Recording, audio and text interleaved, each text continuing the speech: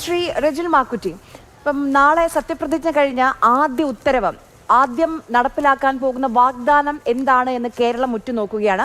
കേരളത്തോടൊപ്പം പ്രതിപക്ഷവും ഉറ്റുനോക്കുന്നുണ്ട്. ഇപ്പം കോൺഗ്രസിൽ നിന്ന് ഇടതുപാളയത്തിലേക്ക് പോയ പി സരിനൊക്കെ ഇനിയാണ് നിങ്ങൾ പ്രതിപക്ഷത്തെ കാണാൻ പോകുന്നത് എന്നുള്ളൊരു വെല്ലുവിളി ഉയർത്തുന്നുണ്ട്.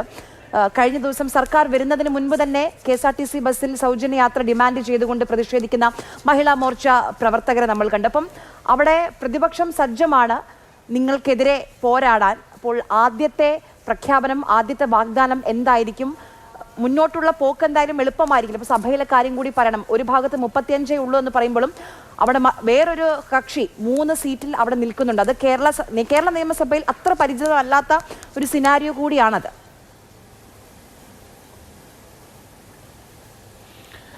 ശ്രീമതി ആര്യ, യഥാർത്ഥത്തിൽ ഇപ്പോൾ പ്രതിപക്ഷം എന്താണെന്ന് 10 വർഷക്കാലം കേരളത്തിനകത്ത് പ്രതിപക്ഷം എന്തായിരുന്നെന്നും ആ പ്രതിപക്ഷം ജനങ്ങളോടൊപ്പം നിന്ന് എങ്ങനെയാണ് പ്രവർത്തിച്ചതെന്നും അതിൻ്റെ അടിസ്ഥാനത്തിലാണ് ഈ രൂപത്തിലേക്കുള്ള കൃത്യമായ രൂപത്തിലുള്ള മാൻഡേറ്റോടുകൂടി ഞങ്ങൾ അധികാരത്തിലേക്ക് കയറിയത് എന്നുള്ളത് കേരളത്തിലെ ജനങ്ങൾക്കറിയാം. കഴിഞ്ഞ തവണത്തെ ആ തെരഞ്ഞെടുപ്പ് ഘട്ടത്തിൽ നമുക്കറിയാം അന്ന് കോവിഡ് ആയിരുന്നു എന്നുള്ളതാണ്. ആ കോവിഡിൻ്റെ ആനുകൂല്യത്തിൽ മാത്രം കയറിപ്പോയതാണ് പിണറായി വിജയൻ്റെ രണ്ടാം സർക്കാർ.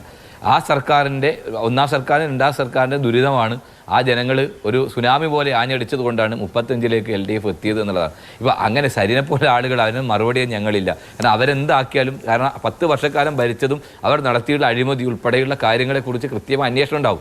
അവരൊക്കെ തന്നെ പലരും കണ്ണൂർ സെൻട്രൽ ജയിലിലും അതോടൊപ്പം തന്നെ തിരുവനന്തപുരത്തെ പൂജപ്പുര സെൻട്രൽ ജയിലിലൊക്കെ പോകാൻ തയ്യാറെടുക്കുന്ന ഒരുപാട് ആളുകളുണ്ട്. കേരളത്തിലെ മുഖ്യമന്ത്രി ഇപ്പം നരേന്ദ്രമോദിയുടെ പിൻബലത്തിലാണ് ഒരു കേസുമില്ലാതെ വന്നത്. അപ്പോൾ എല്ലാ കാര്യങ്ങളും അന്വേഷിക്കുമ്പോൾ ആരൊക്കെയാണ് എവിടേക്കാണ് പോകേണ്ടതൊക്കെ തന്നെ നമുക്ക് തീരുമാനിക്കേണ്ടതാണ്. ഒരു കാര്യം അതിനകത്ത് വളരെ കൃത്യമായിട്ട് ഞങ്ങൾക്ക് പറയാനുണ്ട്.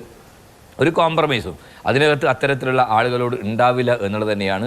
ആ ആളുകൾക്കെതിരായിട്ടുള്ള കൃത്യമായ രൂപത്തിലുള്ള നിലപാടും നടപടിയുമായി മുമ്പോട്ട് പോകും ഒരു സ്ഥലത്തും. അതോടൊപ്പം ഞങ്ങളൊക്കെ ഏറെ പ്രതീക്ഷിക്കുന്നത് ബഹുമാന്യനായ ശ്രീ രമേശ് ചെന്നിത്തല ആഭ്യന്തരമന്ത്രിയാണ്. ഇവിടെ സൂചിപ്പിച്ചതുപോലെ അദ്ദേഹത്തിൻ്റെ പരിണിതപ്രജ്ഞനായ ഒരു നേതാവാണ്. ആഭ്യന്തരമന്ത്രിയായ ഘട്ടത്തിൽ ഒരു തരത്തിലുള്ള അപഖ്യാതിയും പറയാതെ കേരളത്തിലെ ആഭ്യന്തര വകുപ്പിനെ ഏറ്റവും നന്നായി നയിക്കും. ലഹരിക്കെതിരെയൊക്കെ അദ്ദേഹം നടത്തിയിട്ടുള്ള വലിയ പോരാട്ടം, അദ്ദേഹത്തിൻ്റെ വകുപ്പ് നടത്തിയ പോരാട്ടം എക്കാലത്ത് ശ്രദ്ധിക്കപ്പെടുന്ന ഒരാളാണ് ശ്രീ രമേശ് ചെന്നിത്തല. അദ്ദേഹമൊക്കെ ആഭ്യന്തര വകുപ്പിൽ ഇരിക്കുമ്പോൾ തീർച്ചയായിട്ടും അതിൻ്റെ ഒരു മാറ്റം നമ്മൾ എന്തായാലും കാണാൻ സാധിക്കും എന്നതിനെ സംബന്ധിച്ച് ഒരു തർക്കമില്ല. നിങ്ങൾക്കൊന്നും ആർക്കും ആശങ്കമുണ്ട്. അദ്ദേഹത്തിന് ആ കാര്യങ്ങളൊക്കെ അദ്ദേഹം കഴിവ് തെളിയിച്ച ഒരു വ്യക്തിയാണ്. അതോടൊപ്പം ഞങ്ങൾ ഉൾപ്പെടെയുള്ള ആളുകൾ, ഞങ്ങൾക്കിപ്പോൾ ഈ ഭരണത്തിൻ്റെ ആനുകൂല്യം കിട്ടി ഞങ്ങൾക്ക് വേറെ കാര്യങ്ങളൊന്നും കിട്ടണമെന്ന് ഞങ്ങൾ ആഗ്രഹിക്കുന്നില്ല. ഞങ്ങൾക്കുള്ളത് എന്താ? ഞങ്ങളുടെ പ്രിയപ്പെട്ടവരെ കൊന്നൊടുക്കിയവരെ നാളെ എൻ്റെ സഹപ്രവർത്തകനായി എൻ്റെ കൂടെ നിന്ന് എൻ്റെ ഏറ്റവും ആത്മസുഹൃത്ത് സഹോദരനായ ഷുഹൈബിൻ്റെ കൊന്ന കേസിൻ്റെ വിചാരണ നാളെ ആരംഭിക്കുകയാണ്. ആ കേസ് വന്നതിന് ശേഷം ആ കേസ് എല്ലാ തരത്തിലും അട്ടിമറിക്കുന്നതിന് വേണ്ടി ആ കേസ് അട്ടിമറിക്കത്തക്ക രൂപത്തിലുള്ള എല്ലാ പ്രവർത്തനങ്ങൾക്കും ഭരണകൂടത്തിൻ്റെ ഭാഗത്തുനിന്ന്, പാർട്ടിയുടെ ഭാഗത്തുനിന്ന് കൊലയാളികളെ, ഇതുപോലെ കൊലയാളി സെലിബ്രിറ്റികളായ ഒരു കൊലയാളി സംഘത്തെ നിങ്ങൾ എവിടെയും കണ്ടിട്ടില്ല. ഇന്ന് കോടീശ്വരന്മാരായും ധനാഢ്യന്മാരായും ഈ നാടിൻ്റെ സമൂഹത്തെ വെല്ലുവിളിച്ചുകൊണ്ട് ഈ നാടിൻ്റെ മുമ്പിൽ നിൽക്കുന്ന കൊലയാളി സംഘമുണ്ട്.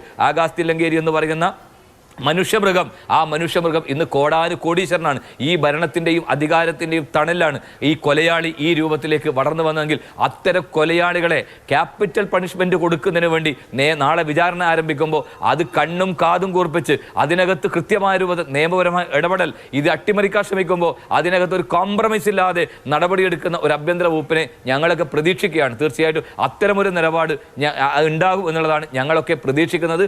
ആ രൂപത്തിലേക്ക് മുമ്പോട്ട് പോകണം. പ്രത്യേകിച്ച് 10 വർഷക്കാലം ഈ സർക്കാരിൻ്റെ പോരാട്ടം നടത്തി തെരുവിൽ ചോരയൊഴുക്കി ഒരുപാട് ആളുകളുണ്ട്. പ്രിയപ്പെട്ട ജനീഷ് ഇപ്പോൾ ഇതിൻ്റെ മന്ത്രിയായി കടന്നു വന്നതാണ്. ആ ചെറുപ്പക്കാരനെ കുറിച്ച് നിങ്ങൾക്ക് അന്വേഷിച്ചാൽ മനസ്സിലാവും. അദ്ദേഹം ചിലപ്പോൾ ചാനലുകളിലും അദ്ദേഹം വലിയ രൂപത്തിലൊക്കെ വന്നിട്ടില്ലെങ്കിൽ പോലും, സോഷ്യൽ മീഡിയയുടെ പിൻബലമില്ലെങ്കിൽ പോലും അത്രയേറെ കഷ്ടപ്പെട്ട് എത്രയോ കേസുകളിൽപ്പെട്ട് ക്രൂരമായ പീഡനം അനുഭവിച്ചുകൊണ്ട് അത്രയേറെ കഷ്ടപ്പെട്ട ഒരു ചെറുപ്പക്കാരനാണ് ജനീഷ്. ആ ജനീഷിന് ഉൾപ്പെടെയുള്ള ആളുകൾ മന്ത്രിസഭയിലേക്ക് വരുമ്പോൾ തീർച്ചയായിട്ടും കേരളത്തിലെ ചെറുപ്പക്കാർക്ക് അവർ ആഗ്രഹിച്ച 10 വർഷക്കാലം കേരള ചെറുപ്പക്കാർ എല്ലാ തരത്തിലും ഷണ്ഡീകരിക്കപ്പെട്ട കേരളത്തിലെ തൊഴിൽ ഇടങ്ങളെല്ലാം നഷ്ടപ്പെടുത്തി പിൻവാതിൽ നിയമനം നടത്തി മന്ത്രിമാരുടെ ഭാര്യമാർക്കും DYFIക്കാർക്കും CPMമാർക്കും പിൻവാതിൽ നിയമനം നടത്തി ലക്ഷക്കണക്കിന് ആളുകളെ നിയമിച്ചവർക്കെതിരെയുള്ള ശക്തമായ പോരാട്ടം. അതുകൊണ്ട് കേരള ജനങ്ങൾ, ചെറുപ്പക്കാർ നോക്കിക്കാണുകയാണ്. ആ ചെറുപ്പക്കാർ ഈ യഥാർത്ഥത്തിൽ അവർക്ക് കൃത്യമായ രൂപത്തിൽ അവർ പഠിച്ചതിനനുസരിച്ച് ജോലി കൊടുക്കാൻ അവിടെ പിൻവാതിൽ നിയമനം ഉണ്ടാകുമ്പോൾ അതിനെ തടയാൻ തക്ക രൂപത്തിലുള്ള നിലപാടുകളുമായി ഞങ്ങൾ മുമ്പോട്ട് പോകും. തീർച്ചയായിട്ടും കേരളത്തിലെ ഈ ടീം UDF എന്ന് പറഞ്ഞ VD സതീശൻ്റെ മന്ത്രിസഭ കേരളത്തിലെ ഏറ്റവും നല്ല രൂപത്തിലുള്ള ഒരു മന്ത്രിസഭയായി മുമ്പോട്ട് പോകാൻ സാധിക്കത്തക്ക രൂപത്തിലുള്ള കാര്യങ്ങളുണ്ടാവും. പ്രതിപക്ഷത്തെ ഞങ്ങൾക്ക് ഒരു ഭയവുമില്ല. പ്രതിപക്ഷം വിമർശിക്കണം, സ്വാഭാവികമാണ്. പ്രതിപക്ഷം എന്ന് പറയുമ്പോൾ ഭരണപക്ഷവും പ്രതിപക്ഷം എന്ന് പറയുമ്പോൾ വിമർശിക്കുക തന്നെ വേണം. പക്ഷേ സമരം ചെയ്തതിൻ്റെ പേര് തലതല്ലിപ്പൊളിക്കുന്ന ഒരു നിലപാടിലേക്ക് ഞങ്ങൾ പോവില്ല. അങ്ങനെ തലതല്ലിപ്പൊളിച്ച് ഭരണകൂടത്തിൻ്റെ ഭൃത്യന്മാരായി, ഭരണകൂട പിണറായി വിജയനെക്കാളും വലിയ ഏറ്റവും ഗുണ്ടകളായി, പ്രത്യേകിച്ച് ഈ തില്ലങ്കേരിമാരെ പോലെ ഗുണ്ടകളായി നിൽക്കുന്ന പോലീസുകാരുണ്ട്. അത്തരം പോലീസുകാർ എന്തിനാണ് അവരുടെ ഡ്യൂട്ടിയിൽ നിന്ന് വ്യതിചലിച്ചുകൊണ്ട് ഗുണ്ടാപ്പണിയെടുത്തവരെയൊക്കെ നിലക്ക് നിർത്താൻ, ആ തല്ലിയവരെയൊക്കെ അതിനെ നിലക്ക് നിർത്തത്തക്ക രൂപത്തിലുള്ള നിലപാടുകൾ ഈ സർക്കാരിന്റെ ഭാഗത്തുനിന്ന് പ്രതീക്ഷിക്കുന്നുണ്ട് എന്നുകൂടി പറയാൻ ഞങ്ങൾ ആഗ്രഹിക്കുകയാണ്. അതുകൊണ്ട് ജനങ്ങൾ തന്ന മാൻഡേറ്റാണ്, അഹങ്കാരമില്ല. ഒരിക്കൽ ജനങ്ങളാണ് സേവകർ. ഏത് അധികാര കേന്ദ്രങ്ങളെയും വലിച്ചു താഴെയിടാൻ തക്കതാണ് കേരള ജനങ്ങളെന്ന് പയ്യന്നൂർ കാണിച്ചിട്ടുണ്ട്, തളിപ്പറമ്പ് കാണിച്ചിട്ടുണ്ട്. തീർച്ചയായും ആർക്കും കോട്ടകളില്ല. ഇന്ന് നന്നായി പ്രവർത്തിച്ചെങ്കിൽ മാത്രമേ അധികാരത്തിലേറി അതിൻ്റെ മുമ്പിൽ ഇന്നലകളിൽ പ്രവർത്തിച്ച പ്രവർത്തകന്മാരെ, ആ പ്രവർത്തകന്മാരോട് മറ്റു രൂപത്തിലെ പ്രവർത്തനങ്ങൾ കാണിക്കാൻ CPM എന്താണോ ഇന്ന് അനുഭവിക്കുന്നത് ആ രൂപത്തിലേക്ക് തന്നെ പ്രതികരിക്കുന്ന ഒരു പാർട്ടിയും ഒരു സംവിധാനം ഇവിടെ ഉണ്ട് എന്ന് ഈ നേതാക്കന്മാർക്കും അവർക്കെല്ലാം അറിയുന്നത് കൊണ്ട് തന്നെ ജനങ്ങളോടൊപ്പം നിന്ന് തന്നെയുള്ള പ്രവർത്തനങ്ങൾ തന്നെയായിരിക്കും ഈ സർക്കാരിന്റെ ഭാഗത്തുനിന്ന് ഉണ്ടാവുക.